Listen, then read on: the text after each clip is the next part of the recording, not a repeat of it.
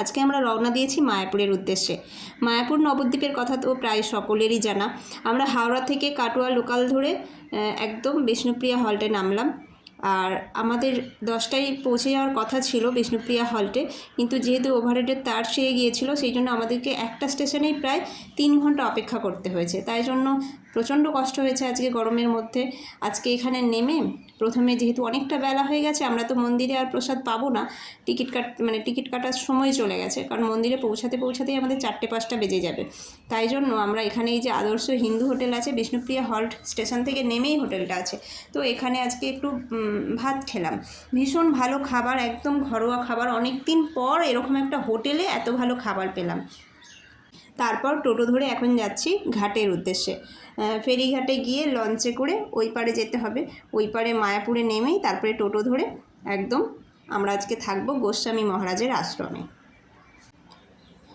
ডোডোর পাপা এখন গেছে লঞ্চের টিকিট কাটতে, আমি আমার ছেলেকে নিয়ে একটু বসে আছি।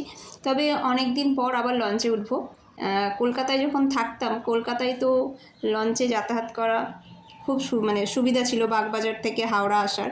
তো অনেক সময়ই লঞ্চে করে বাগবাজার থেকে হাওড়া আসতাম। আর এখন এই লঞ্চে উঠে যাচ্ছি মায়াপুর ঘাটে।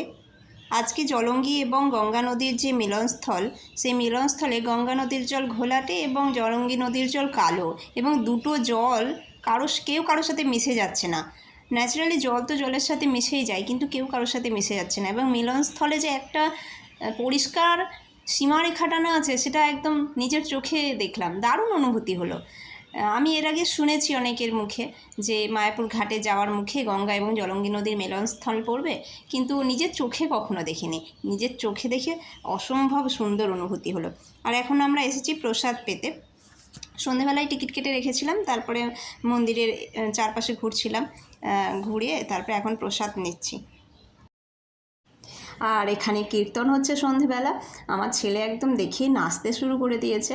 আর নাচবো নাই বা কেন বলুন, এত সুন্দর কীর্তন, এখানে এসে আর ঘর সংসারের কথা কেন বাপু, যে যার মনের আনন্দে নাচো, কেউ কারোর দিকে তাকাবো না। ডোডোর পাপাকে বললাম আমি সরে যাচ্ছি এখান থেকে, যে যার নিজের মতো থাকো।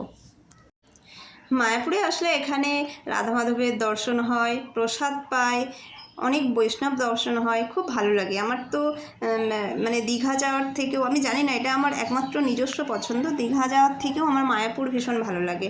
যেখানে ভগবান আছেন, এখানে অন্তত চারিদিকে ভগবানের নাম শুনতে পাবো, তো সেই জন্য খুব ভালো লাগে। এখানে আসলে মন শান্ত হয়ে যায়। তো আজকে আমাদের মায়াপুরের প্রথম দিন। কালকে আমরা কি করব, কোথায় কোথায় ঘুরবো আপনাদেরকে দেখাবো। ততক্ষণ বাই বাই।